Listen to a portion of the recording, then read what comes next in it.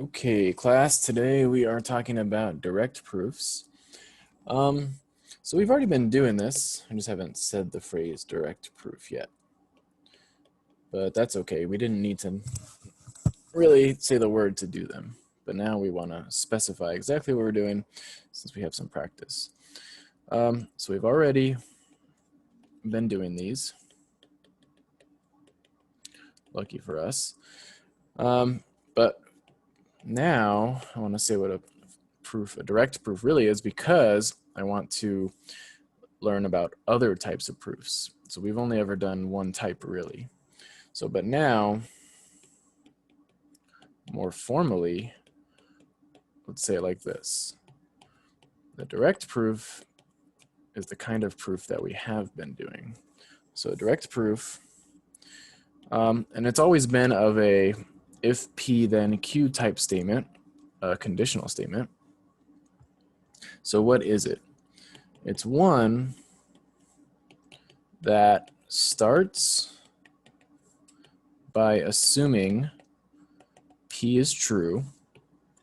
So P is usually a predicate like X is even or X is odd or something like that. So it's only true on certain values, but then we assume it's true by assuming that those are the values it's taking.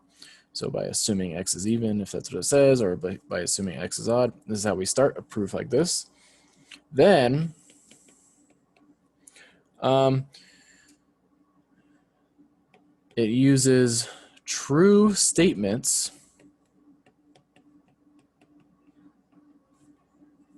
as opposed to false, I guess, but it uses true statements that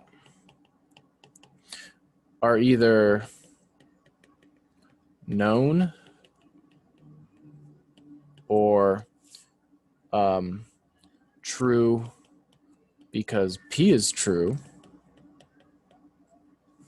So we use these statements that are true to logically, the fact that they are true is where the word logical is coming into play. If they were not true, I guess this would be like an illogical deduction, which doesn't make sense. But we're logically deducing that Q is true. Again, it's only because we started with P being true, it's not true. So Q is not true in a vacuum. It's true as a result of P being assumed true. So this is really what we've been doing. We've been doing proofs like this. And it's weird because you might think, well, yeah, this is the only way to prove something. It makes sense that this is how you would prove something, since that's what we've been doing so much. But there are other ways to prove things, and we'll learn about them later. And the other thing I want to focus on right now is that all the proofs we've been doing have taken this sort of path to the truth. So what we do is we assume P is true, and then we would say like, well, that really means this. That really means this.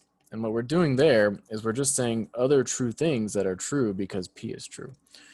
So that is like the base level proof ability that you're supposed to leave this class with. At the very end of this class, you should be able to do proofs like that.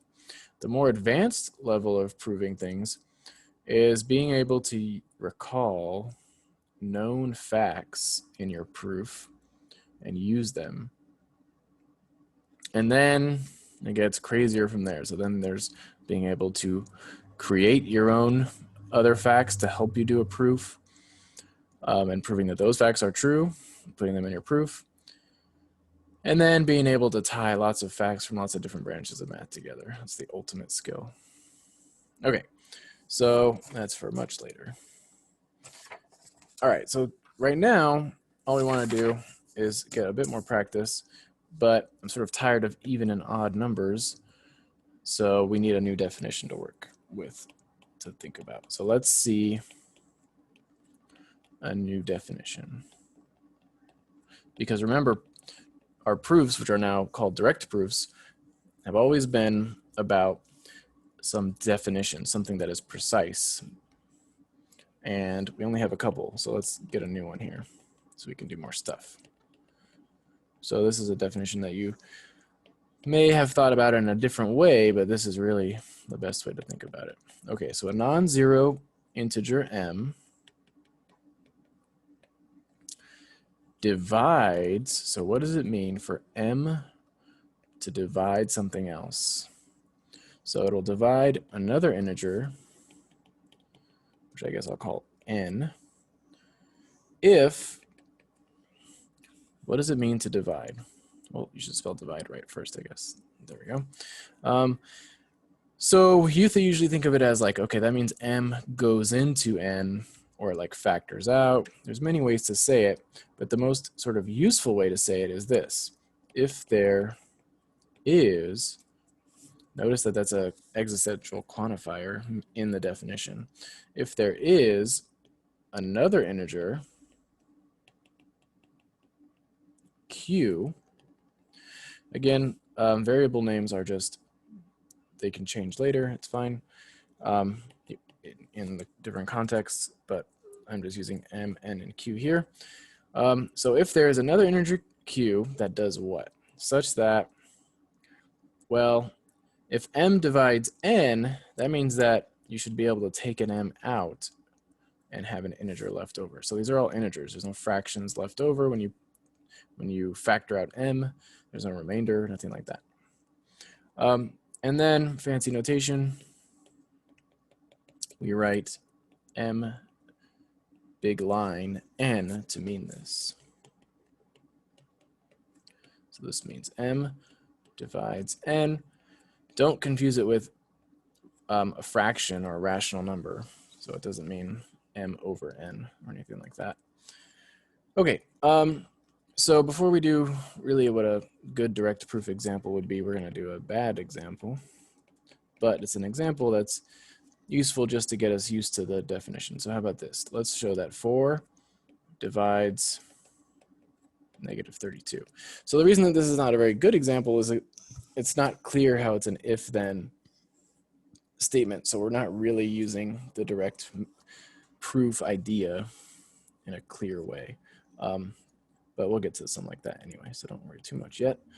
Okay, so why does 4 divide negative 32 according to the definition? Well, we must show what? For 4 to divide negative 32, there must be some other integer which lets us write n, which would be negative 32, as 4 times something. So we must show that there exists q in the integers such that negative 32 equals 4 times q. Well, luckily I know factoring and I know negative 8 works. So since negative 32 equals 4 times negative 8, that's exactly what this means. This means that 4 does divide negative 32. So we're done with the proof. We showed that 4 times something, which that something is an integer, negative 8, equals negative 32. Okay, that's the end of the proof. I guess I'll put a little box here. Okay, so now something that displays the direct proof method more. This is really just to display the definition we just learned. Okay, so here's a better example.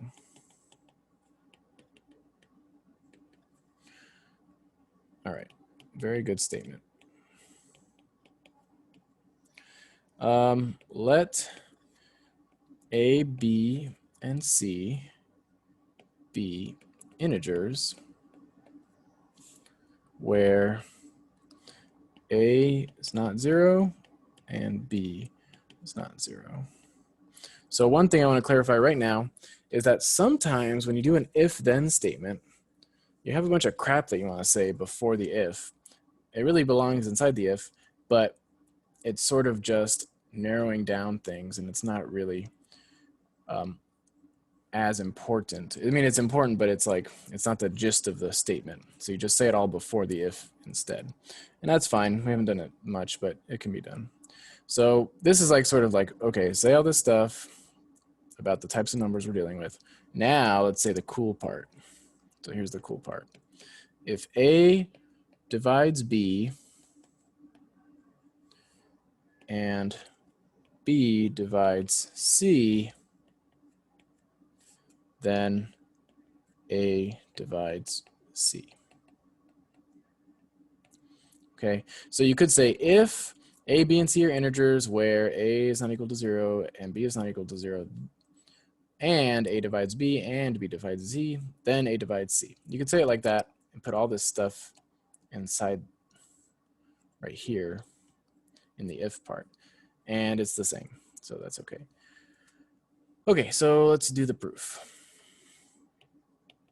So this is a if P then Q statement where the P is a very giant thing. And so you have to assume all of that stuff. So that means you got to assume this and that A divides B and B divides C. All of that is in the hypothesis. So to start this proof, we assume all of this is true. Okay, so the first part is really just rephrasing it. Let A, B, and C, you don't have to rephrase it, you could just copy it, be integers with A and B both not 0. So if you're lazy, you just write A comma B not equal to 0 instead of writing them separately. Okay, and now assume, you could still use the word let again, that's fine, but I just like to change it up. Assume, and now we'll use our fancy notation that A divides B and B divides C. Then you also want to write what you're going to do. What do we want to show? Or what you want to prove? We will show that A divides C. Okay, so remember how these proofs work. So the idea is that from your assumption, you will say lots and lots of true statements that lead you to the concluding statement that this happens. Okay, and what that means to do is just expand upon what your assumption is saying. So off to the side here, I'll do that. Maybe I'll use a different color. It's not part of the proof, but it is what you should do before you start writing the proof. So you should be asking yourself, okay, what does this mean? Because what's going on is when you assume a true statement, something else will happen because of that being true. So if I say, what does it mean that A divides B? Well, I should look at the definition of dividing. A divides B, aka something, this is now my A, divides something else, this is now my B, if there's some other number satisfying this equation. Okay, so all I'm doing is replacing M with A, B with N, and then I can use Q or I can use another letter. That's okay, it doesn't matter. But the point is it means that B equals A times something, where that something has to also be an integer. In other words, A factors out nicely. No fractions are left. So that's what that means, but I'm also supposing or assuming that B divides C. So that means that C also equals B times another number. So these are both integers. So that is my true statement that I get to say because of my assumption. And because it's coming from something else, you should always use the word like since or because or something like that to say where it's coming from. So since A divides B,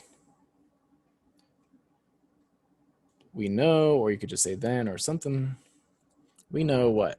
We know that B equals A times X, where X is an integer.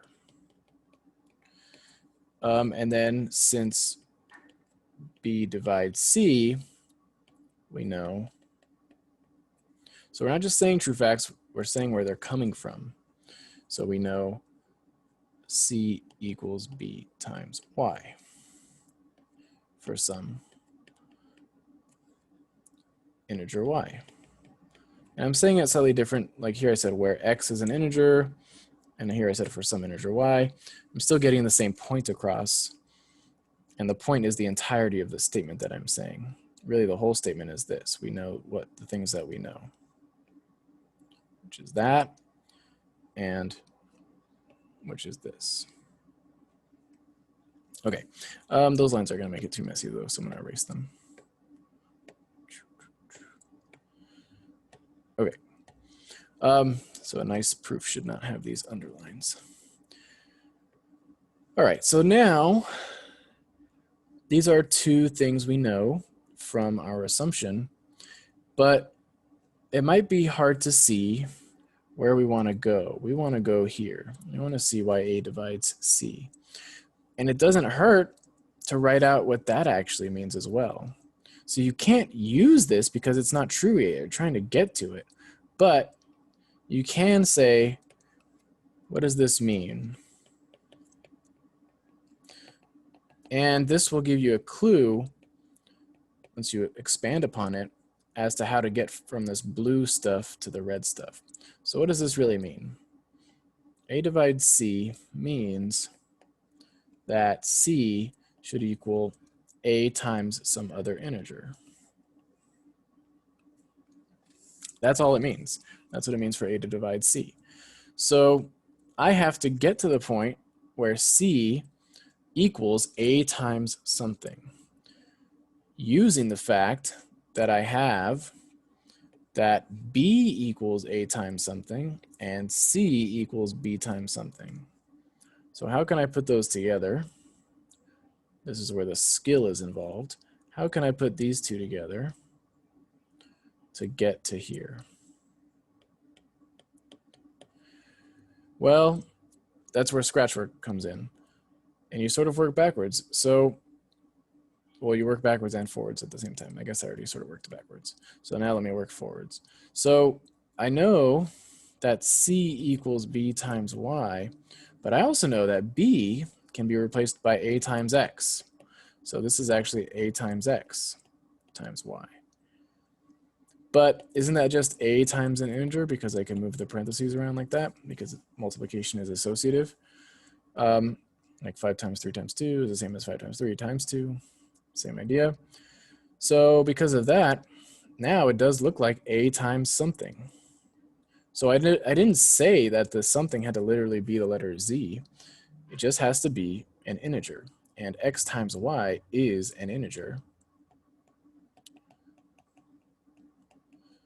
So it satisfies the definition of A dividing C because it's telling us that C will equal A times this integer X times Y. Okay, so that's what's going to go into the proof, except in a nicer way. So then, because I'm proceeding to the next step from what I just did, I can use the word then. It's a nice transitional word. Then, and I'll do the key step. B, or sorry, that's not the key step. C equals B times Y equals A times X times Y, and that equals A times X, Y. Okay, so I've pretty much done everything by doing this step, but I should conclude and say what's going on. So A divides C because X times Y is an integer. So yes, I've showed that C equals A times an integer for some integer. Okay, so that's the end of that proof. Let's just do a couple more just for some good practice. All right, here is another one.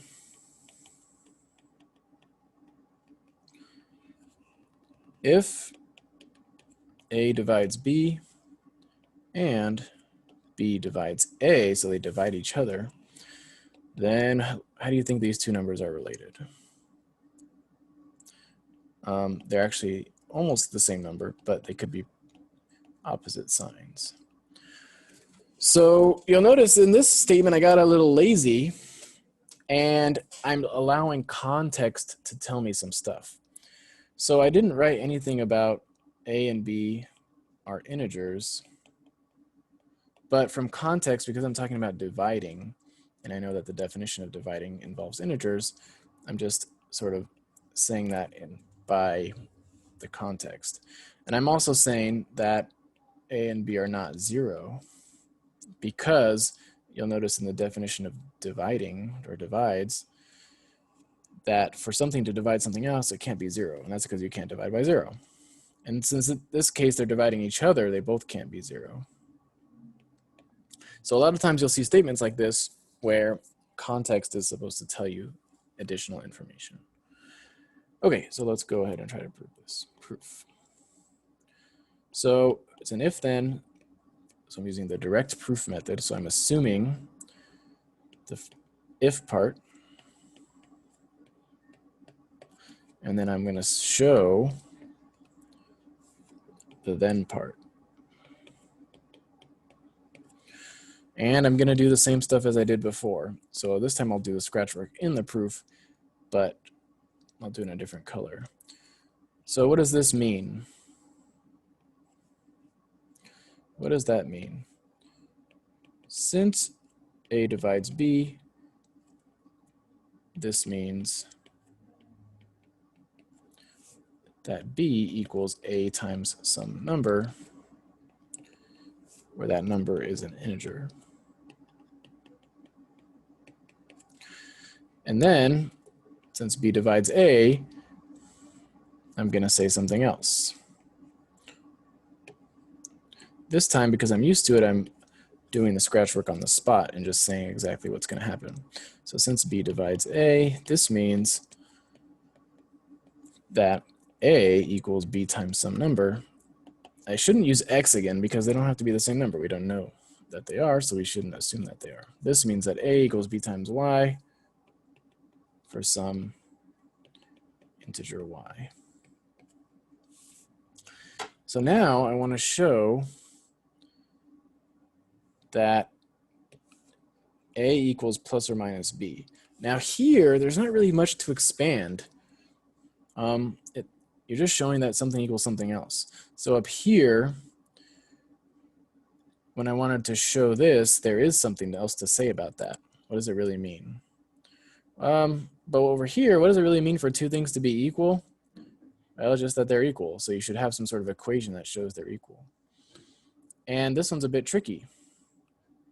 So all I have right now is that B equals A times X and A equals B times Y. But I can do something. What can I do? Well, I can say that B equals A times X, and then I can replace A with B times Y. So I have that B equals B times YX. Well, what can I do there? I can cancel, right? So I get 1 equals Y times X. Now, what does this mean? Sorry, let me write that in blue. That's not part of the proof. What does this thing mean? Well, X and Y are integers.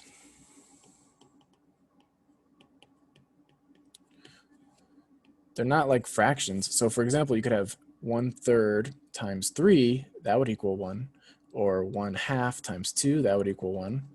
But they're both whole numbers. So they can't be both whole numbers. You can't have 5 times 7 equals 1. So the only way this could work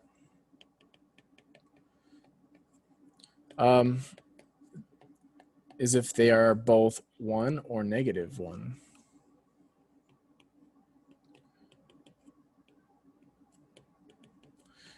So they could both be 1, or they could both be -1.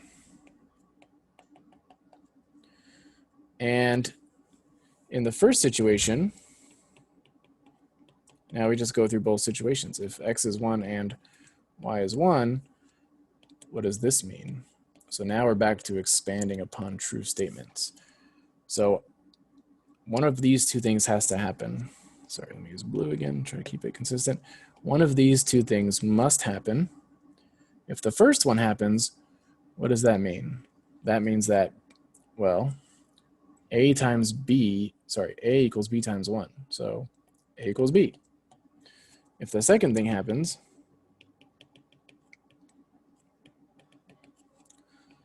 this would mean that A equals -B, because you would get that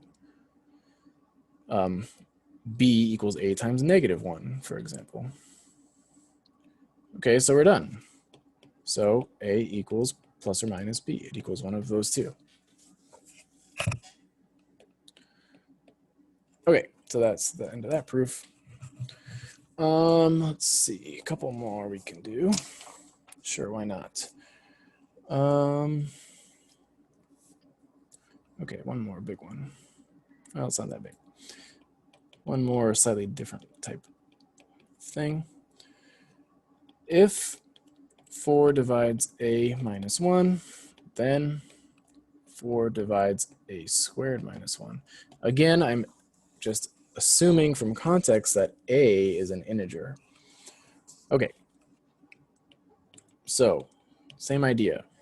It's an if then.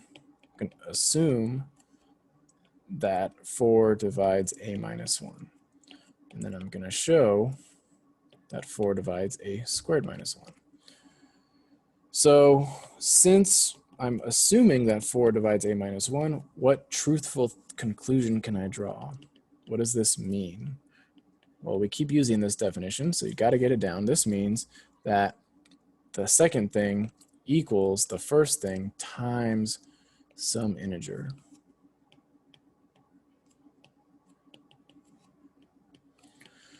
And this one's a bit trickier because, and I'm going to do some scratch work on the side, because I'm trying to show this thing.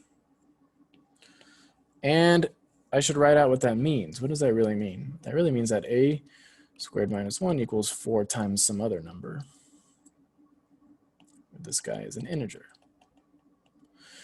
And then it's a bit hard to see how to go from there to there. I have a minus 1. How do I get a squared minus 1? I can't just do this, a times just that a, because I have to do it to both sides, so that doesn't make any sense. So instead, I have to remember something interesting. And this is why it's a slightly harder proof, because it requires previous knowledge that's not in the problem. And this previous knowledge is this fun little fact that if you do the difference of two numbers times the sum of two numbers, it becomes the difference of squares. And that's exactly what's right here. So if I multiply both sides by a plus 1, I'll get the left side to turn into what I want. So that's the trick to this problem. So then a plus 1 times a minus 1, actually let me do it on the other side to make it look nicer. Sorry, so then a minus 1, if I multiply a plus 1 on that side, and I also do it to this side because I got to do it to both, I get that. And that means what? That means that a squared minus 1 equals 4 times m times a plus 1. So we're done, right? Because for 4 to divide a squared minus 1 just means that you have to have something looking like this. A squared minus 1 has to equal 4 times a number. Well, this is just some number, some other integer. So we are done. So this means, or thus, 4 divides a squared minus 1 because this thing is just an integer. That's all we need. Okay, so those are some proofs. Let's see. I wanted to do some false examples, but I'm getting tired. Let me pause and take a little break and come back. All right, so I'm back, got some tea, and I'm ready to finish this lecture. Let's see. Okay, so sometimes in real life, you don't already know something is true. And you might still try to prove it though. And that can still reveal things to you. So let's actually look at something that I'll preemptively tell you is false, but it's not something that's like obviously false. So if somebody asks you to prove it, you might try.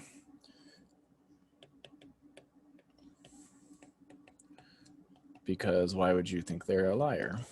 Well, people lie, so I guess we have to be careful. Okay, so what goes on then is by trying to do a direct proof, you can sometimes realize you're wrong, and then you want to construct a counterexample. Other times, the direct proof attempt itself will reveal a counterexample. It just depends. Okay, so I'll call this a proof attempt. So because it's an if then, the proof attempt goes the same way. I'm going to assume the if part. I'm going to show the then part. And then I'm going to expand upon the assumption, say what it really means. It really means n squared minus 1 equals 5 times some number.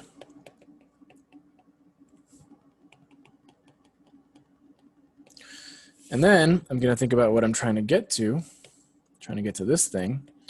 That really means secretly on the side over here, since you don't put it in the proof until the end, it really means that n minus 1 equals 5 times some other number. I'll use a k, why not? So then the idea is I got to go from knowing this already happens to that. How do I do that? Well, it's a bit weird. I could think about like, okay, well, I know how to factor this. So then I'll just divide out the n plus 1. Maybe that would work. But then, what's the problem there? This guy needs to be an integer for this to work. So that means that this guy would need to be an integer.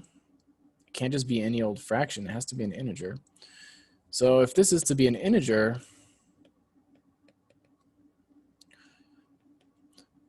it would have to be some sort of whole number, not a fraction. It could be positive or negative. So I don't know, say, wait, why did I change it to n? Oh, wait, that's fine, okay. I didn't change it, sorry. So then I'll say, okay, well, I'll call this k because it's supposed to be some k anyway. That's what I used here. So that means that this would happen. Okay, but then we're just gonna end up going in circles because now I know if this is supposed to be an integer, that would mean I get this to happen. Because I could multiply the n plus 1 over. And that would tell me that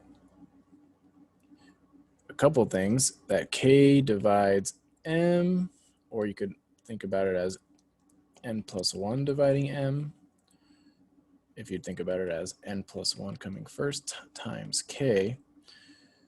And now you're just sort of going in circles with like no hope in sight. Because like, okay, n plus 1 divides m, I don't even know where I am anymore. It's like going all bad. So then at this point you think, well, maybe it's false. And so you like give up the proof. You say, okay, screw it. Let's try to find a counterexample. Let's actually test some numbers out and see if this seems to be true. So let's cross that out.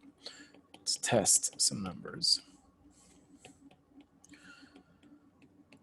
So I need to look at things of the form n squared minus 1.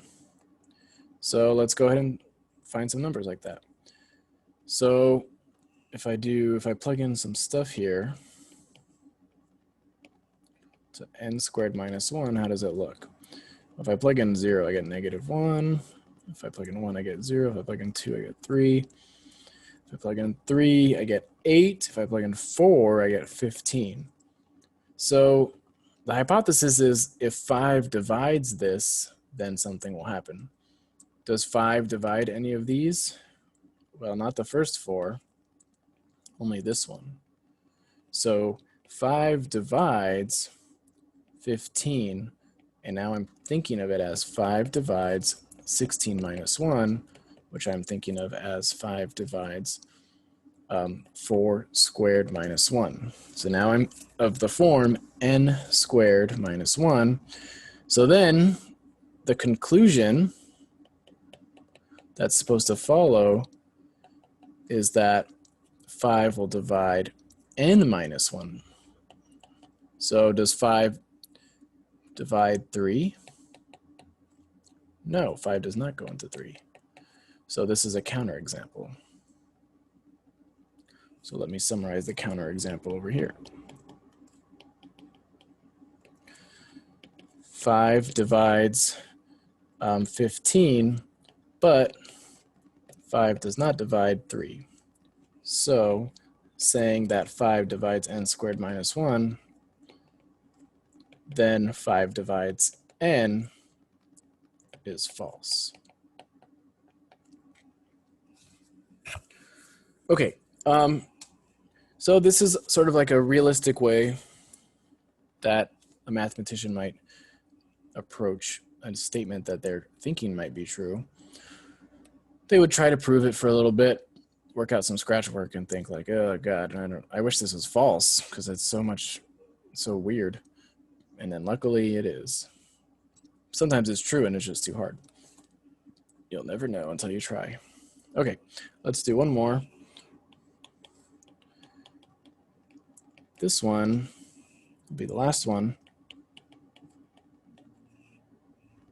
If a divides b minus 1 and a divides c minus 1, then a divides b times c minus 1.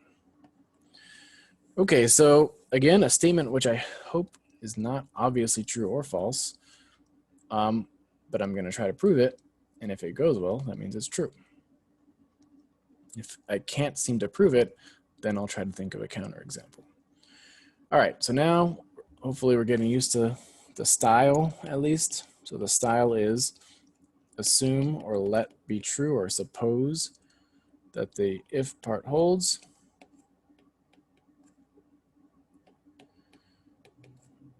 And then write what you want to show. Show that a divides, what was it? B times c minus 1, yeah. So to me, this is so strange that I feel like I should even try it just before I start the proof because it's just such a weird thing. So let's think of an A, B, and C and just try it out. So let's make A, B 4. So then I need a B minus 1. So how about B would be like 9, so that 4 goes into 8. And then C can be, what else does 4 go into? 16, so C will be 15. So now, yes, A does divide. Sorry, 4 does divide 8. 4 does divide 5. Oops, C should be 17 to make this work. So 4 does divide 8. 4 does divide 16. So does 4 divide, let's see, 9 times 17 minus 1? I'll leave that to you to put in the calculator and try it. It seems very weird that that would work every single time, but that's what this statement is saying. This is saying that this will always work. So that's pretty cool. Okay, but let's prove it without plugging in numbers. I just wanted to see if it would work out. And you can use the calculator to do that in that example. All right, but now a real proof shows it always without needing specifics. Okay, so since A divides B minus 1, what does this mean? It means that the second thing equals A times some other integer.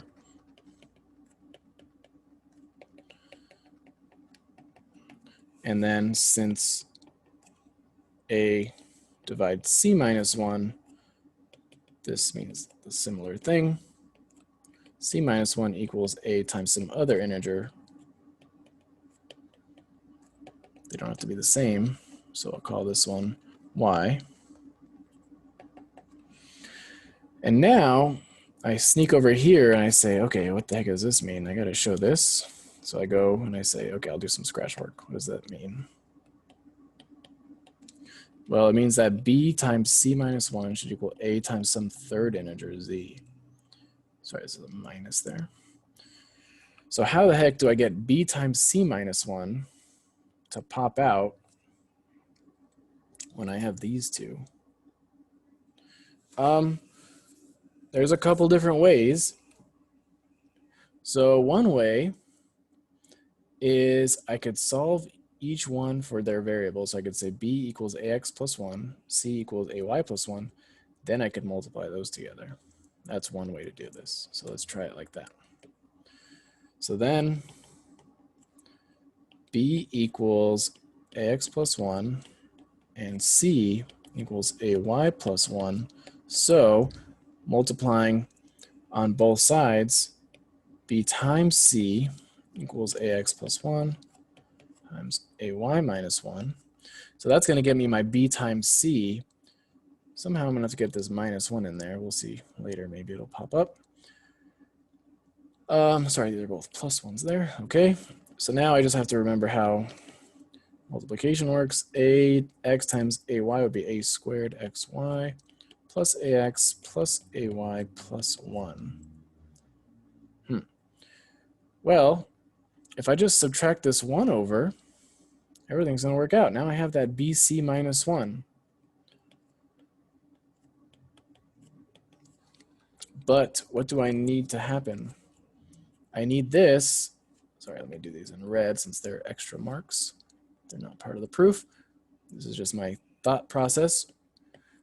I need it to look like a times some integer, z. Does that look like that? Well, it does to me, but maybe it's not clear. If I factor an a out, because there is an a in every term, now I do have a times something, and that something is an integer because it's just a bunch of integers multiplied and added together. So yes, a does divide bc minus 1 because this whole big thing here is an integer. So that's the end of the proof. Okay, so again, I guess I could just do this in red again. Here I'm just noticing this is exactly the z that I was looking for. This is the integer. I didn't know what it was going to be ahead of time. I didn't know. That's why I called it z, because I didn't know what it actually was. But there, that's what it is. Okay, so that is the end of the lecture. Hope that's enough proof examples of direct proofs. Okay, see you later.